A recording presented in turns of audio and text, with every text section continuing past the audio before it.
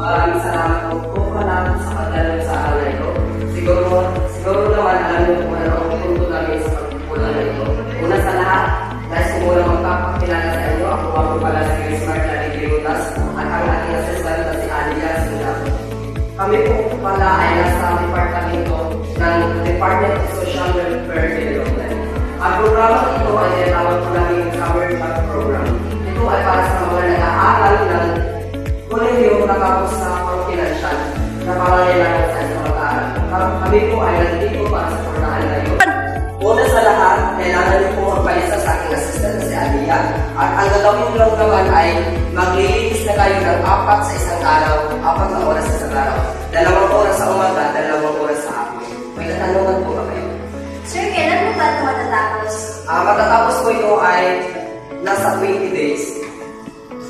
Sir, magkano po ba ang sahod dito, sir? Huwag kayong mag-alala sa sahod dahil 2 pong sahod natin. Una ay sa city, galing na Mayora at ang pangalawa ay galing sa Duri. Ang sa city ay 3,400, ang sa Duri naman ay 2,000. Suma total ay 5,400. Go! Sir, kailan pa ba tayo magsisimula, sir? Siguro bukas, pwede na tayo magsimula para maaga tayong matapos. Paano po, sir, kung may absent po kami?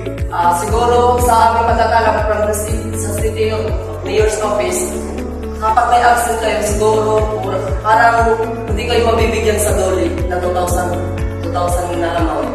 Sa city lang yung mabibigyan kapag may mga maraming absent yung mga beneficiary.